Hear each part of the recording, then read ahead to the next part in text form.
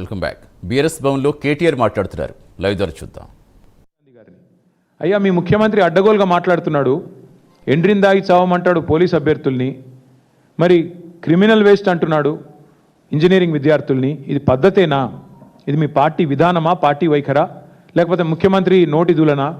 ఏంది ఇది చెప్పు అంటే ఆయన ఎక్కడెక్కడో రాజ్యాంగం పట్టుకుని తిరుగుతాడు తప్ప ఇక్కడ మాత్రం కనబడాడు. ఎక్కడైతే గవర్నమెంట్ ఉందో అక్కడ రాహుల్ గాంధీ ఉండడు. ఎక్కడైతే గవర్నమెంట్ లేదో బాధ్యత లేకుండా ఇష్టం వచ్చినట్టు మాట్లాడతాడు. మళ్ళీ ఎక్కడ పడితే అక్కడ సొల్లు మాటలు చెప్పి అడ్డమైన హామీలు ఇచ్చి మళ్ళీ అక్కడ ప్రజల్ని మభ్యపెట్టే ప్రయత్నం.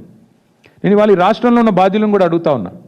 అధికారంలోకి రావడానికి ప్రగల్భాలు పలికి నిరుద్యోగ భృతి ఇస్తామని చెప్పి, అట్లాగే యువతకి ఇది ఇస్తాం అది ఇస్తాం, 10వ తరగతి పాస్ అయితే 10,000, 12వ తరగతి పాస్ అయితే 15,000, డిగ్రీ పాస్ అయితే 25,000, పోస్ట్ గ్రాడ్యుయేషన్ పాస్ అయితే లక్ష రూపాయలు, అట్లాగే మన పిహెచ్డి చేస్తే 5 లక్షలు అని చెప్పిన రేవంత్ రెడ్డి గారు, అని ప్రగల్భాలు పలికిన బట్టి విక్రమార్క గారు, మరి మీ సొంత నియోజకవర్గంలో నిరుద్యోగి ఉత్తరం రాస్తే ఏది మీ స్పందన?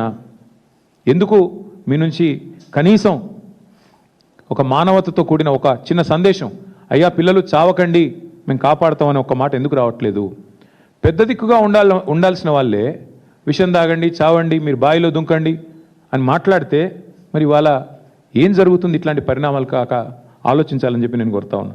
ఇంకా విచిత్రమైన పరిస్థితి ఏమంటే, రాహుల్ గాంధీ గారి నాయకత్వంలోని ఈ పార్టీ మేము వీరికి బుద్ధి రావాలనే ఏ రోజైతే వాళ్ళు యూత్ డిక్లరేషన్ ఏ ప్రాంగణంలో అయితే పెట్టారో సరూర్ నగర్లో, అక్కడే పెట్టాం మీటింగ్. మేము కూడా పెట్టి గుర్తు చేయడానికి కాంగ్రెస్ పార్టీకి, అయ్యా మీరు ఇచ్చిన వాగ్దానాలకి 4 ఏళ్ళు అయింది, మీ ప్రభుత్వానికి ప్రజలు ఇచ్చిన కాలం కూడా గడుస్తున్నది, ఎప్పుడు స్పందిస్తారు అని చెప్పి అక్కడే ఒక సభ పెట్టి నిరుద్యోగుల సాక్షిగా ప్రశ్నించాం.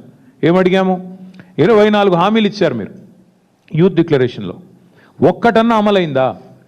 శాసనసభలో నేను జగదీష్ రెడ్డి గారు మేము అడిగాము లిఖితపూర్వకంగా రాష్ట్ర ప్రభుత్వాన్ని, మీరు వచ్చిన తర్వాత ఇచ్చిన నోటిఫికేషన్లు ఎన్ని ఉద్యోగాలు ఇచ్చారు అని. 16,978 ఉద్యోగాలు ఇచ్చామని చెప్పి లిఖితపూర్వకంగా రాష్ట్ర ప్రభుత్వం సమాధానం ఇచ్చింది.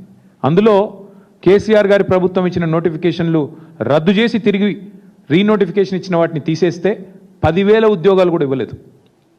అంటే 2.5 సంవత్సరాలు 50% టైం గడిచిపోయిన తర్వాత మీరు ఇచ్చిన ఉద్యోగాలు 10,000 దాటలేదు. ఇచ్చిన హామీ ఏమో మొదటి సంవత్సరంలో 2 లక్షల ఉద్యోగాలు, ఇచ్చిన ఉద్యోగాలు ఇప్పటి వరకు 10,000 ఉద్యోగాలు దాటలేదు. మరి అప్పుడు ప్రజలు, ముఖ్యంగా యువత మిమ్మల్ని ఏం చేయాలి, ఎలా అడగాలి, ఎలా నిలదీయాలని నేను అడుగుతా ఉన్నా. ఇప్పటికైనా నేను అడుగుతా ఉన్నా ముఖ్యమంత్రిని, వేణు రాసిన సూసైడ్ నోట్ నీకు అందిందా, అందలేదా? మీ ఇంటెలిజెన్స్ పోలీసు వాళ్ళు ఇచ్చారా, ఇవ్వలేదా?